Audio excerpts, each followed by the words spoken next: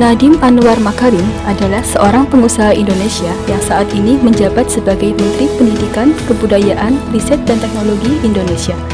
Berikut profil dan kinerja beliau yang dapat dijadikan role model untuk kita semua.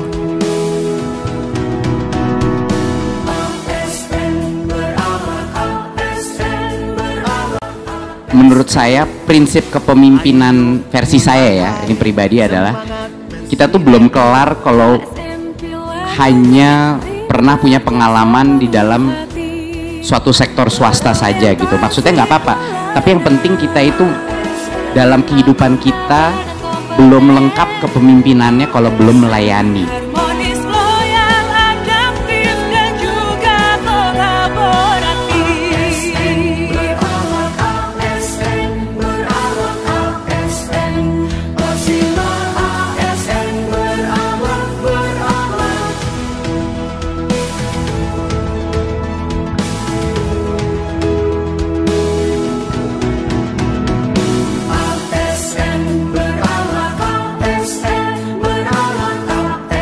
Tiga resep itu adalah: satu, ada fleksibilitas dan kebebasan atau otonomi untuk bereksperimentasi dan menemukan titik jalan. Kedua, diberikan resource yang cukup ya, dari sisi resource pelatihan, resource ilmu, resource finansial, dan resource mentoring dan coaching.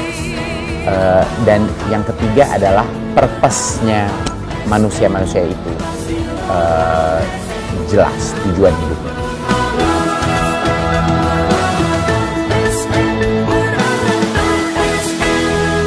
Kementerian Pendidikan, Kebudayaan, Riset dan Teknologi RI memimpin rangkaian agenda kelompok kerja pendidikan G20 tahun ini.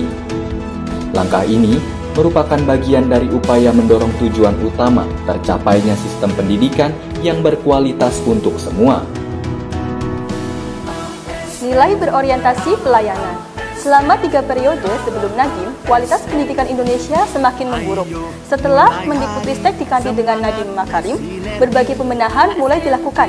Di antaranya, infrastruktur dan teknologi, kebijakan, prosedur dan pendanaan, kepemimpinan masyarakat dan budaya, serta kurikulum pedagogik dan asesmen. Kemudian, nilai berakhlak yang kedua adalah akuntabel. Dari kinerjanya menjadi menteri, Bapak Nadiem Makarim mendapatkan penghargaan sebagai kementerian yang transparan dari LKPP melalui aplikasi Siplah, Sistem Informasi Pengadaan Sekolah. Siplah adalah inovasi dalam pengadaan barang atau jasa untuk meningkatkan transparansi dan kemudahan bagi satuan pendidikan dalam administrasi dan pelaporan BOS, serta bagi UMKM untuk turut serta hadir sebagai penyedia barang dan jasa di Siplah. Latar belakang Nadiem Makarim di dunia bisnis diyakini Jokowi menjadi satu aset berharga untuk pemerataan pendidikan di seluruh rakyat Indonesia. Kompetensi Nadiem Makarim terutama dalam bidang teknologi memunculkan gagasan mengintegrasikan teknologi ke dalam manajemen pendidikan. Nadiem Anwar Makarim rela meninggalkan posisinya menjadi CEO Gojek dan menerima tawaran dari pemerintah menjadi Mendikbud. Nadiem sadar bahwa tawaran menjadi Mendikbud adalah suatu tantangan dan amanah untuk memajukan Indonesia. Hal ini selaras dengan nilai ASN, yaitu loyal, mengutamakan kepentingan bangsa dan negara.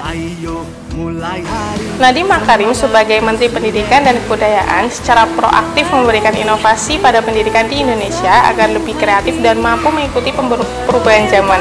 Hal tersebut merupakan cerminan dan nilai dari adaptif.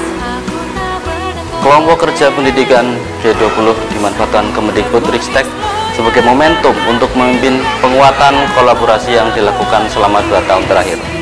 Pertemuan pertama kelompok kerja pendidikan atau G20 tahun 2022 yang dihadiri oleh 91 delegasi dari berbagai negara mencerminkan nilai kolaborasi yang bahkan tidak hanya dalam lingkup nasional tetapi juga lingkup internasional. Demikianlah nilai-nilai berakhlak dari Bapak Nadiem Anwar Makarim. Semoga dapat menginspirasi kita semua.